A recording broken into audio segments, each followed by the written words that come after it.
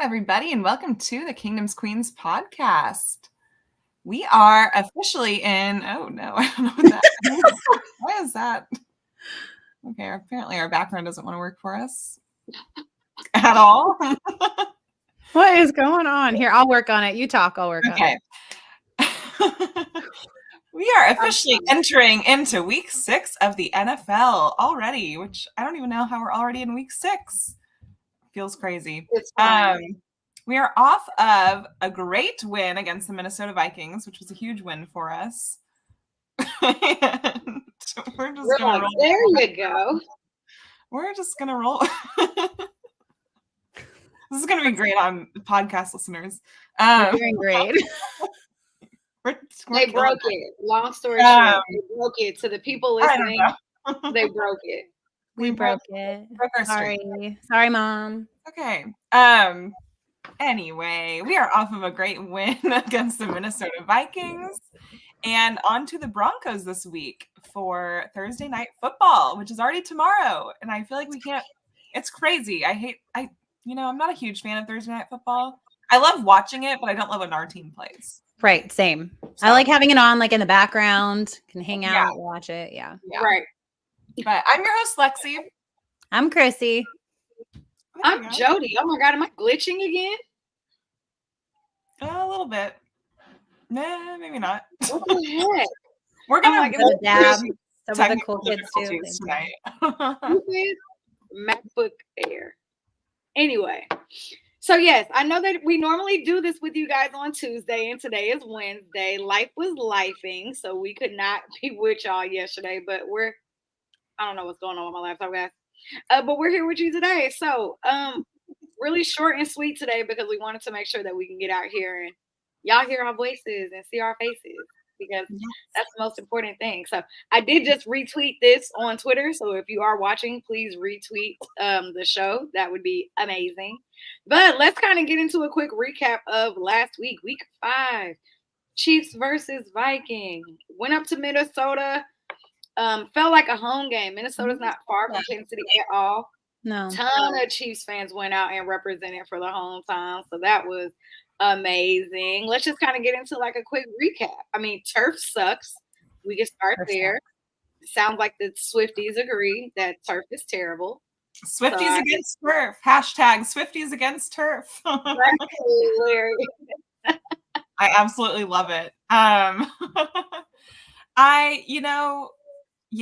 Turf, I feel like has been an ongoing issue for a while now amongst players, and I feel like the overwhelming majority of players do not want turf, right? No, it's like terrible. Why is it even?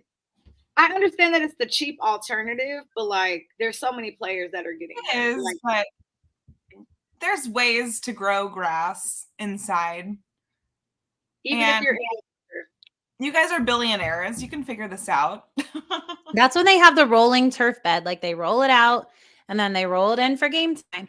I look at the whole turf issue and I look at places like Kansas City, for example. We've got hot summers. We deal with humidity. We deal with dryness.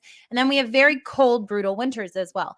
If Kansas City can have one of the best grass fields in the league, y'all can figure it out. Like have a symposium, do something to figure out how to get grass in all the stadiums. You know, the owners can afford it. You know, the NFL can't afford it.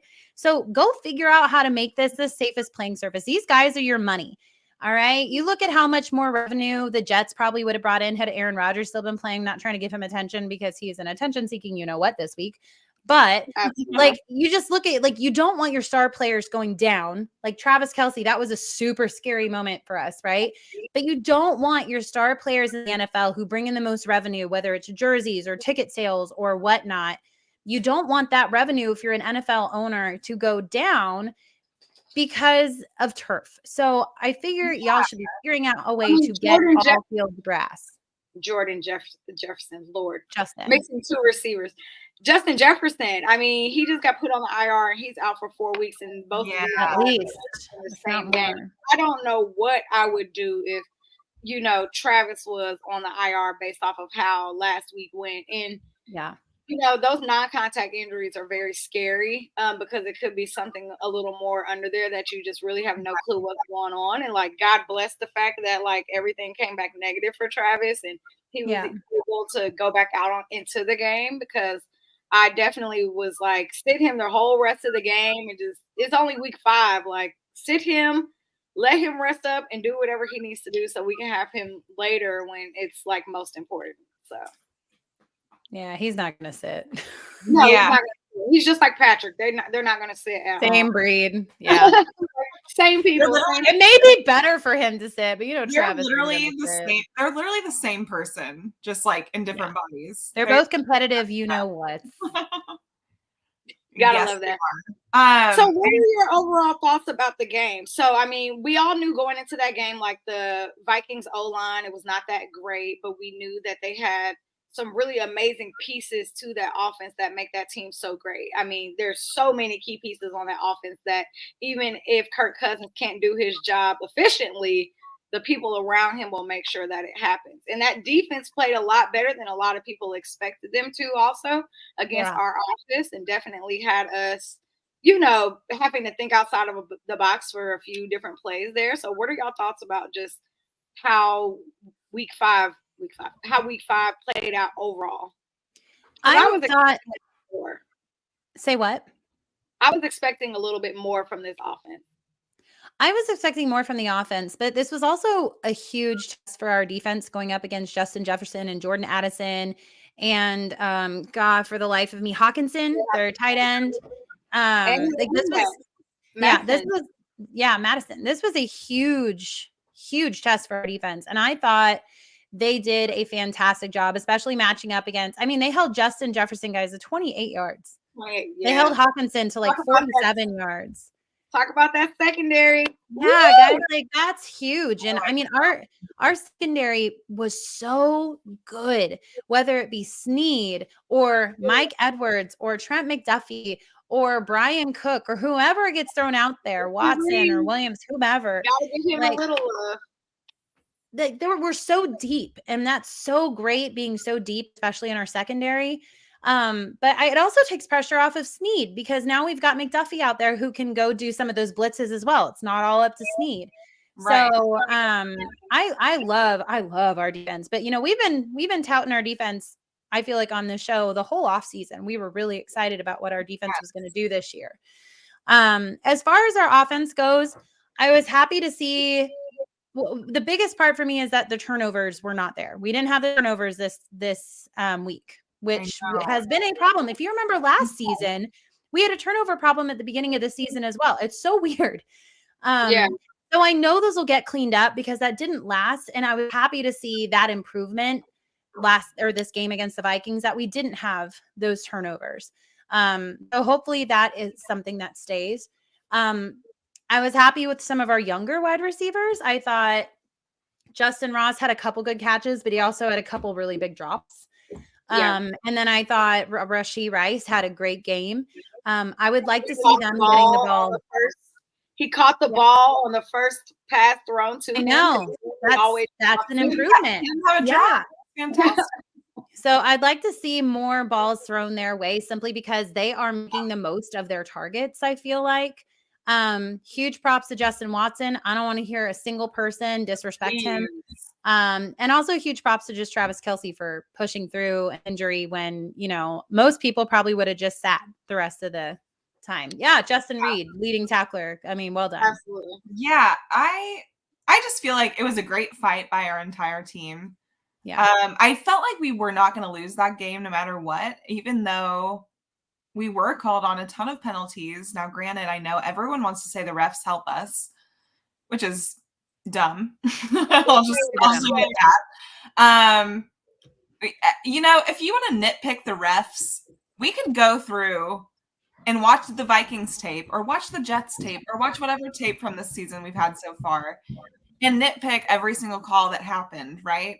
And that's what people do with the Chiefs right now, is they nitpick every single call. And if one call goes in our favor towards the end of a game, then it means the refs won it for us now. It's really any call that fits their narrative. What's funny though, Lexi? Let me tell you what's funny. Even if they did give Snead the 10-yard penalty, right? It would have just pushed us back 10 yards. It would not have gave the Vikings the ball. Right. We still would have scored. We still would have won. I mean, if you don't know Chiefs football, you know that we will more than likely convert at a longer down than a shorter down. So if you're going to give us another 10 yards, fine. It is what it is. Like, we were going to still get the top and then go and score. So, whatever. Exactly. And the thing is if the Vikings really wanted to win that game, they should have capitalized on our 10 penalties we had. Yeah, for almost 100 yards. So that's what great teams do. I don't really want to hear it anymore. Like, and will capitalize on your penalties. Yeah. I want to bring up something with regards to this penalties, Lexi, because this just shows you the NFL right now that we are the super villain. There is a penalty floating around against Josh Allen of the Jags, sacking Josh Allen of the Bills. And Josh Allen falls, and he like points to his helmet, and the refs are like, "Oh, we better throw this flag." That was a beautiful sack by Jacksonville's Josh Allen, and they just threw those flags. Had that been the Chiefs, oh my gosh, guys, Twitter would have broke.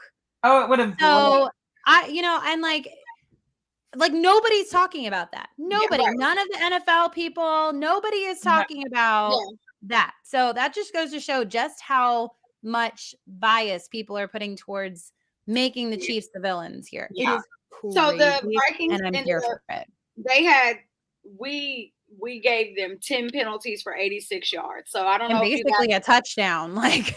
Yeah, but I don't know if you guys remember, there was actually a point where there was a drive when we were on defense, they were on offense, and we literally had 4 flags. We gave them 36 yards worth of penalties, and they did not capitalize. So it's like, I don't want to hear anything. You guys had the opportunity, especially in that drive alone. Like, we gave y'all 36 yards worth of penalties, and all y'all did was leave with 3.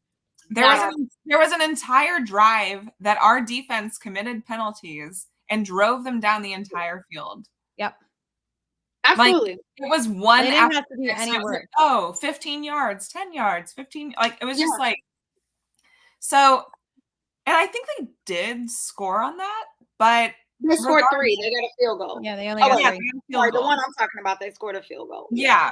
So it's just, I don't know. If you're going to beat a great team, you have to capitalize on the penalties. And Chiefs did get penalized 10 times versus the Vikings 4 times. Correct. So it's just, I don't like the ref blaming. I think it's silly. I think there are frustrating calls that happen on both sides, and there are calls that happen against the Chiefs that I thought were questionable, but you got to roll with it. The refs are doing their best job. And, what I think is frustrating is people on the internet, people on Twitter specifically, will go back and watch a play and like slow it down to like the lightest speed and be like, okay, how did the refs not catch this? Like, this was clearly PI, or this was clearly whatever. And they'll be like, how did you not call this? And it's like, well, the refs do it for every play if you do that. Don't get to, like, slow down every play seriously. In real life. Like, you don't get to do that. You don't just get to pick and choose. Sorry. Exactly. I will say, though, I'm very happy with Jawan Taylor. He cleaned it up this game. I was thinking the same thing. Yeah. It was a lot better this game. And I know that he's been, like, feverishly working hard to, like, he definitely has. He knows, like, his penalties are really, like, killing some of the drives that we were having. Yeah. So, I'm really happy to see like how he cleaned it up. I do feel like majority of the penalties actually came from the defense and not the offense this game too. So, I mean, even though the defense is playing great, there's still a lot of things that they can clean up going forward because, a lot of these teams playing forward, they're going to be very aggressive towards us. And even though I know we're getting ready to get into Chiefs Bills week 6, but, they're going to play very Broncos. What did I say? Bills. Yeah. I can't even believe I said that. But I know they're going against the Broncos, and they play us tough every single time. And, we've spoke about these next 3 division games, feeling like maybe there's a trap game in there somewhere since we have 3 games back to back to back all in the division. Yeah. But, I mean, overall, yes, there's still a lot of opportunity on this offense. There's still a lot of things they can go in there and change and clean up. And like Chrissy said, get these rookie receivers or 2-year-old receivers more active so they can be in the game, because Justin Ross, he is playing like a tight end. You know, he did have that one really great catch. Rashee Rice. Let's talk about Sky Moore for a second. Yeah. That silence is about how much you hear about him during the games. I know. What's going on with Sky Moore? Because he's just not getting a lot of great separation. And when he does get separation, Mahomes doesn't look his way. No. So I think there's still 2 for 11. So do you think it's that either Patrick doesn't trust it? Because why are we only getting 2 targets to Sky Moore? Well, especially if we're only getting 2 targets, look at the number of snaps he's That's what I was going to say. He's played like the second or third most snaps on the offense, and he is getting nothing. The crazy thing is like he and MVS are getting like the most snaps, and they're also getting like the amount of targets. Right. Yeah.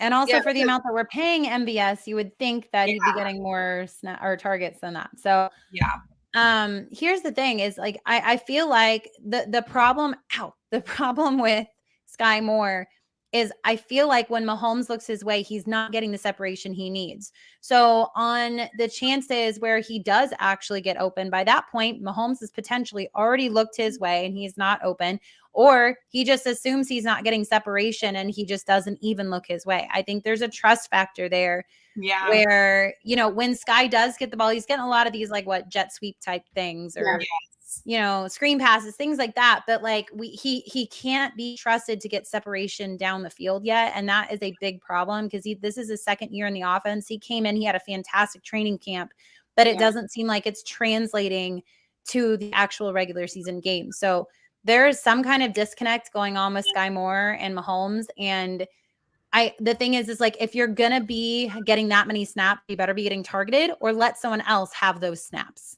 Because he's just running sprints during the game at this point. You're just running. It's a track meet. That's it. And it's really unfortunate because like even when you watch like the defenses against him, like they're not like double and triple teaming him because they know that the ball's not going his way. Like Pat's going to look at all of the options that he has available and he's going to go to the first one. And usually Sky's like the check down receiver too, and he's not even getting available to even get the check down, which is really frustrating.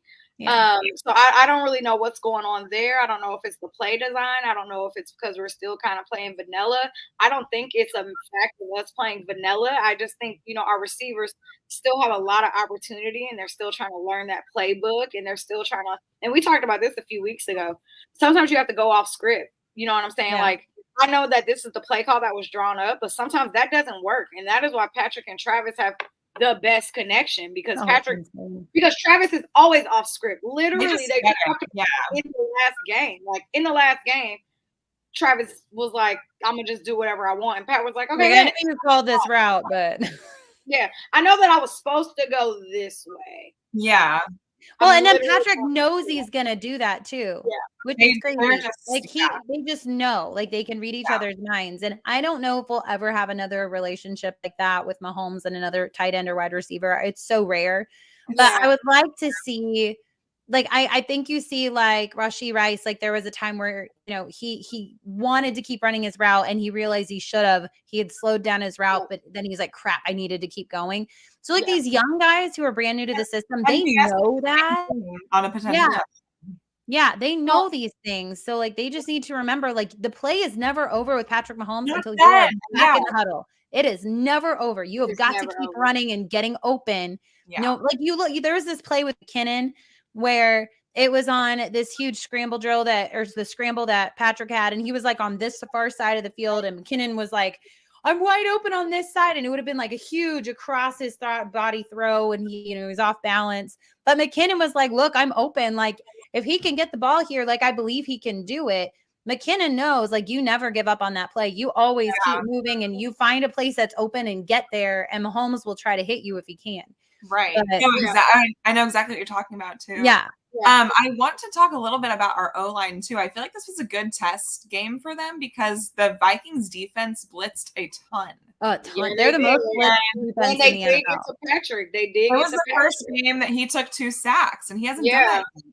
And I feel like our O-line has done well, but I do feel like it was a really good test for them. And I almost feel like we're going to get some of that more blitzing defenses coming up because people are going to watch that film and see that it kind of worked. And it definitely worked. Yeah. He's very good at avoiding those sacks. He's usually very good at all of that stuff. But there were like, obviously the 2 sacks he took, those 2 times he just looked like he didn't even have like a chance to try to do something. So and I think in the past our offense has been more in sync too. So like now they're still trying to figure out which wide receivers are the ones he trusts. So and he doesn't have that quick toss out. Yeah, he doesn't have that quick toss out when he's getting blitzed like that he trusts, unless it's Kelce, who's probably gonna get like double teamed or whatnot. Though he always still finds a way. Freaking open. But like we have to find a young wide receiver that's going to realize like I have got to always make sure that I am open, whether it's the route I'm supposed to run or not. If I am open and Patrick can get me the ball, I need to be there. Yeah, absolutely. They'll get there. I have faith they'll get there, but it's definitely they're still in a learning curve. I don't have this offense fully like getting it together. I said week 6, week 7. So I expect between this week and next week. Now. This game and next game, I expect a little more. So if I don't see like drastic improvement in the next 2 weeks, then I might be starting to be concerned. But even before the season started, this is where I had the window being because I figured it would take time. So let's go ahead. But what's good is every week there has been improvement. It may be small, but it's some of the small things they needed to clean up. And I think once they start cleaning up all these small things, which they like the offensive line penalties, the drops, the turnovers, those were all things that like each week they've been cleaning up. And I feel like now that those have been cleaned up a little bit, they can really start focusing on getting the ball to receivers and running the routes and just doing the more trustworthy things. I guess you got to like Sky Moore. You got to come up for the ball. Like Sky Moore fully ran his route and he probably should have cut it off short. So Patrick could have got him the ball on that 3rd down and he could have went out. Right. It's like got to be smart football. Read right. So I mean, intuitive. I do want to say that I'm no wide receiver or no quarterback. So who am I? Yeah, I know, but I do want to say I feel like this game did instill more confidence in me in our offense. I feel like it was more of a flow. It wasn't the best offensive game still, but still they put up 27 points. You got Justin Ross involved. You got Rashee Rice involved. I feel like they're starting to figure out those little kinks in their offense, right? And I feel like it gives me more hope for the future. I still think we're playing very conservative football, but I do think this is one of the better games we've had as an offense, which is crazy.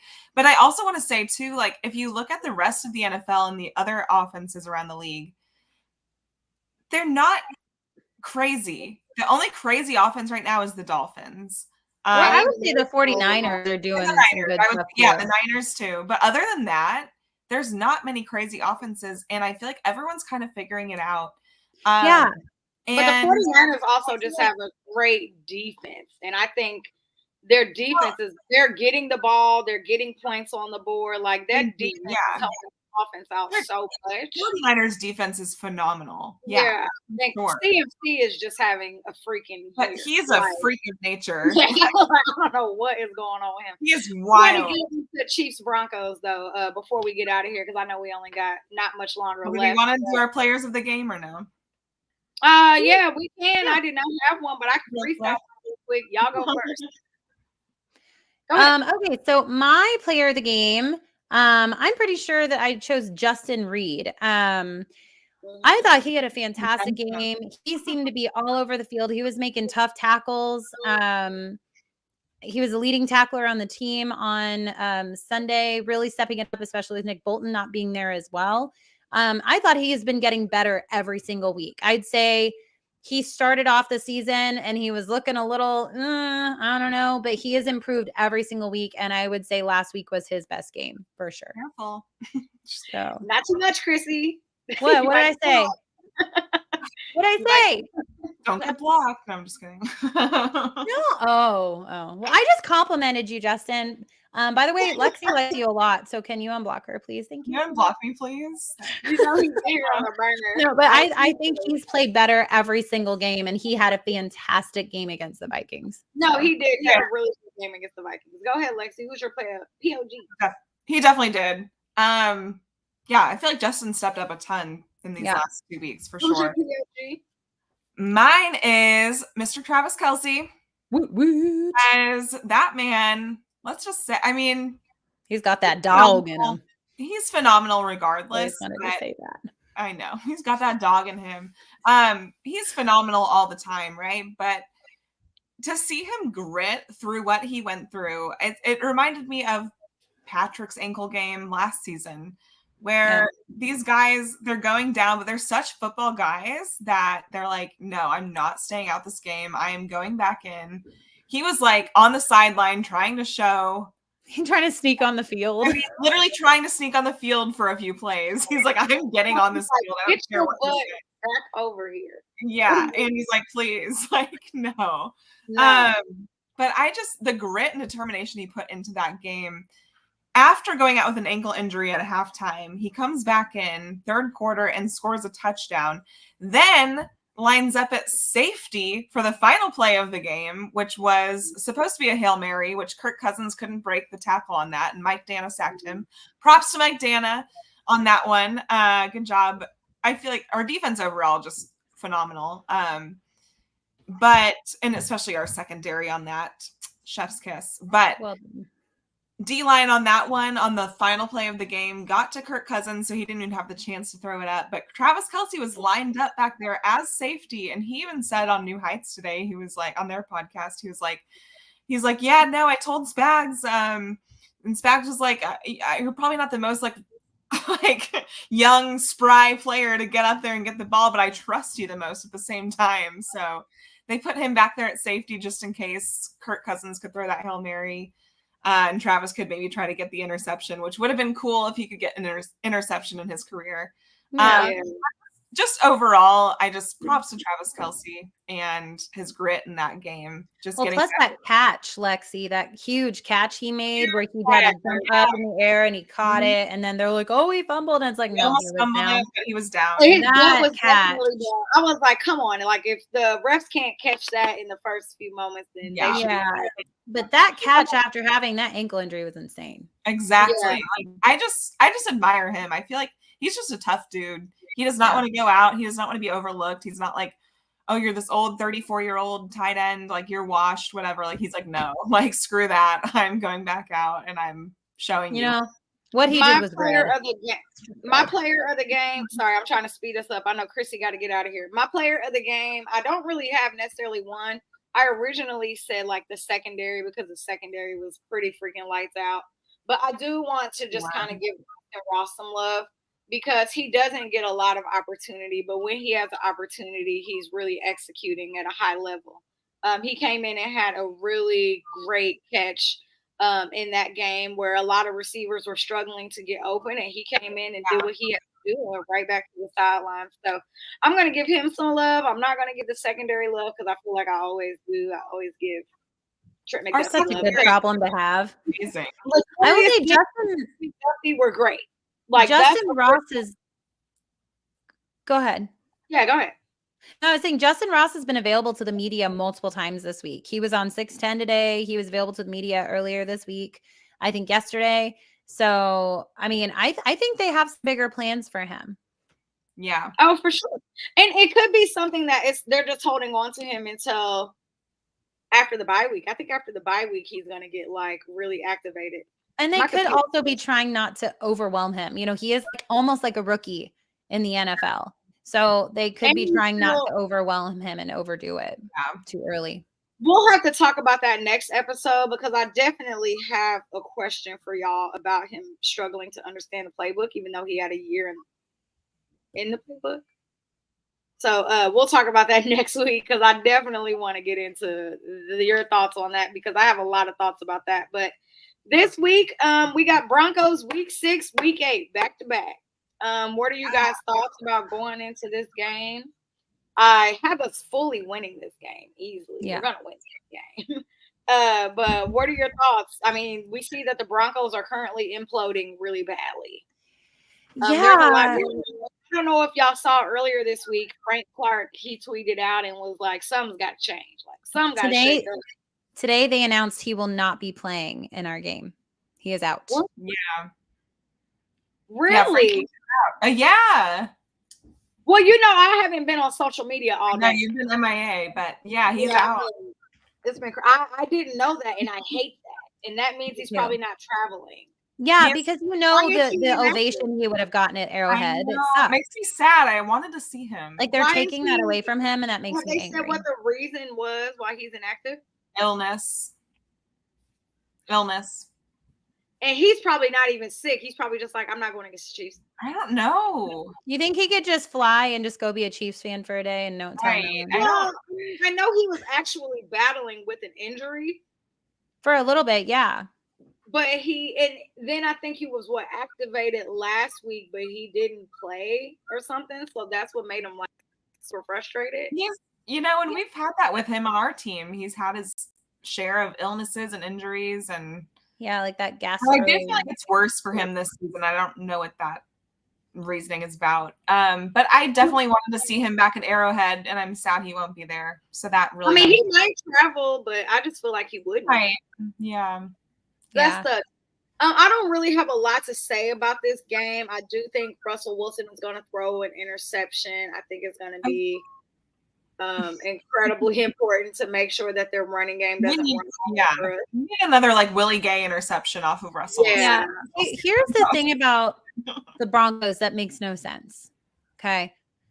Last season, even though their team sucked, they still had a really good defense, right? Their defense was still hard to go against. Top 5. Somehow, over the offseason into this season, their defense has just, good Lord, they're on pace to be one of the worst defenses of all time. So I don't quite understand that.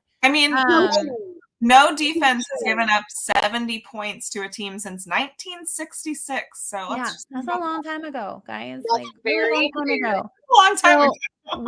What I'm wanting to see this game is I want to see our offense take another step forward. I think if we want to have a good confidence building game like we did against the Bears, I want to have one against a division opponent, because no offense, it's division opponents. You can never use their record as a way to describe how those games are going to go, because half the time they don't make sense. However, their defense is so bad that I want to see, and they want to beat us. Guys, my son is 8. He has never seen the Broncos beat us. The Broncos have won a Super Bowl more recently than the last time they've beat us. Okay. So that's a long time ago. Okay, y'all. That's when Peyton was sucking and he got benched and all that fun stuff. So, but here's the thing. I want to see our offense really go together. And I really feel like, Pacheco could run for 100 and 200 yards on Thursday. I don't literally run down their throats. However, I want to see this to be a beautiful passing game. And I want to see our defense get some turnovers. I feel like that's something they have not been, especially, I think it's because Nick Bolton has been out and he creates so much chaos in there.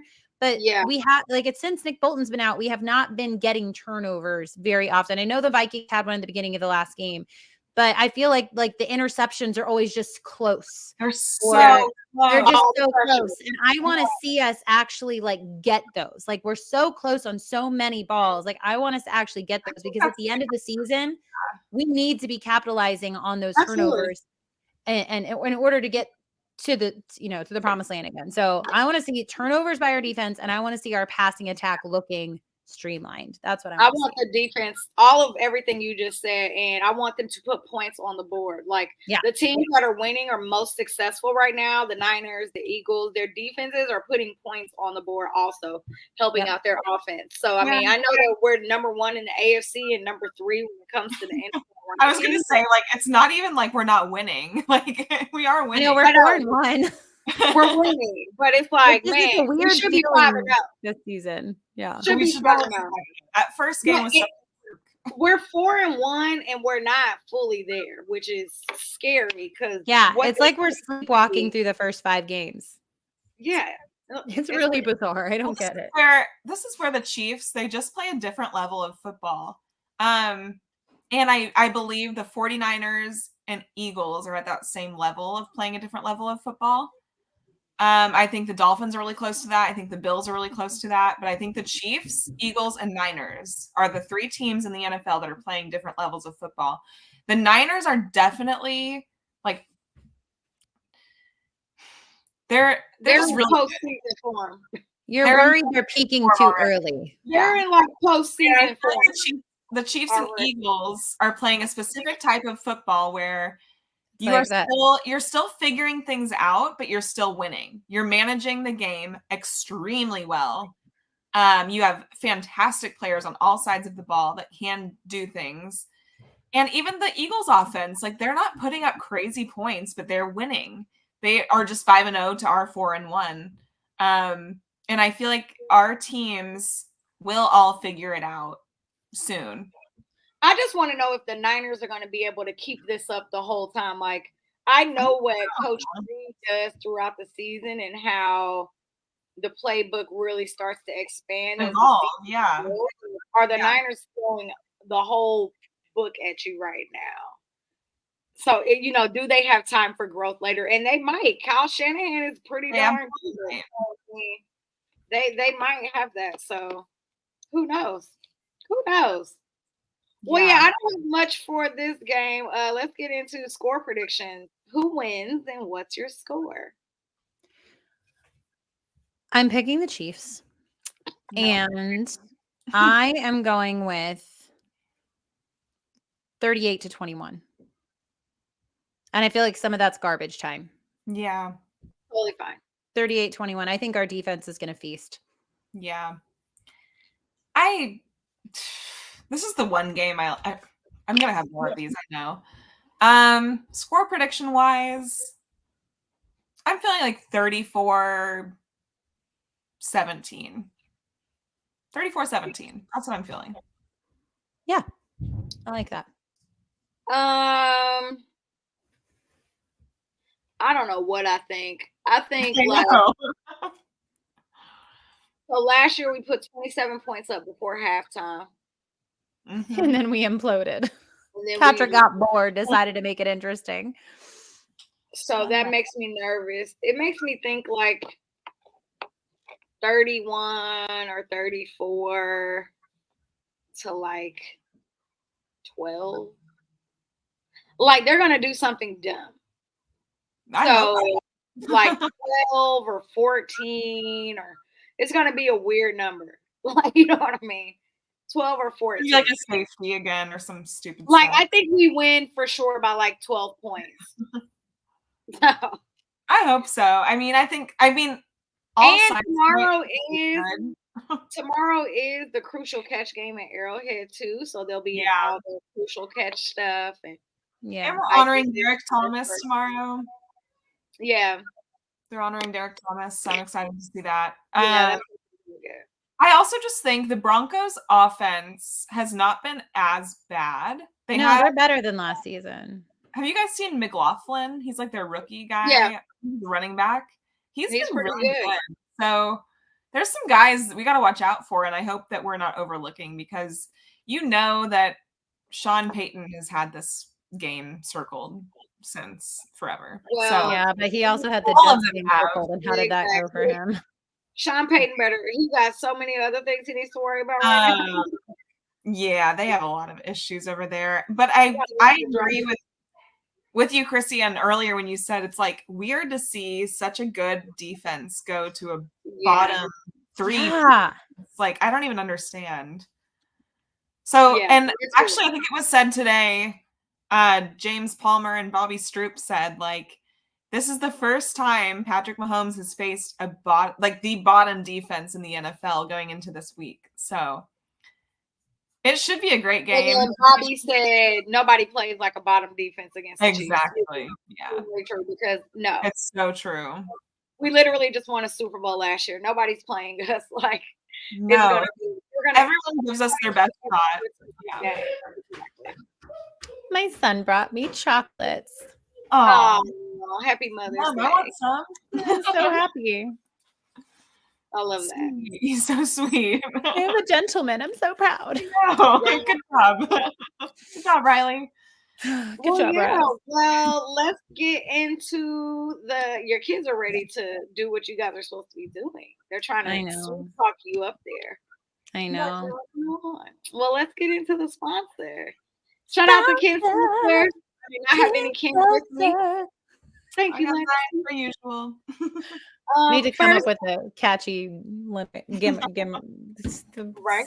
the words. Those never mind. Shout out to Ken Yeah, Seltzer, first a black jingle. seltzer. Jingle. Oh my god. Jingle. First black owned seltzer in the United States, made of 100% fruit, 95 calories a can, very clean and refreshing, and you can mix it with about anything. I've had it with a little tequila, had it with a little wine. Lexi drinks it with coconut rum. It's really good. It's really, really good, but it's clean and refreshing. There are 13 plus locations in the Kansas City market where you can go and pick you up some, but my favorite place to go get it is from Border Brewery down in the Crossroads. Now, no, I guess I'm in Power and Light right now. Anyway, but delicious Ken Seltzer. So make sure you go get some. We probably will be doing a giveaway again very, very shortly. If you're not following Ken Seltzer on Instagram, Yes, we will. all of these great places, please go follow them. And also make sure you subscribe, and follow Kingdom Queens as well. So I also want to say shout out to us. This is our 50th episode, y'all. Oh yeah. It's our Happy 50th. 50th. We're so old. oh my God, we're so old. Crazy. 50. That's We're wild. not a baby anymore. We're not a baby. We're 50. We can get our Cheers. IDs now. And Cheers to that. I don't have a That's drink. pretty cool. Cheers. that's Cheers to amazing. our 50th. That's With pretty my good. real That's self. awesome. That's really exciting. I don't even here's my life is an adventure empty mug. Hey, There you go. I love that. Life is an adventure. it's got Mickey on the other side. Is anyone shocked? Like, let's be real. Nobody's shocked. No one's shocked. Nobody. All right, guys. Well, Thursday night football. I don't like Thursday night football when it's us, as Lexi said, but we have Thursday night football. So that means we only have less than 23 hours until Chiefs football starts. So go Chiefs, go crazy at Arrowhead, and let's keep this Broncos beating streak alive. So Kansas City. Yeah, can we say real quick? That's this will be 16 games in a row. 16 games in a Yeah. row. 2015. So love Kansas that. City, So much let's praise. ride this let's ride this streak into the sunset. Keep going. Just take it forever. And until next time, your queens have spoken. Bye. Bye guys.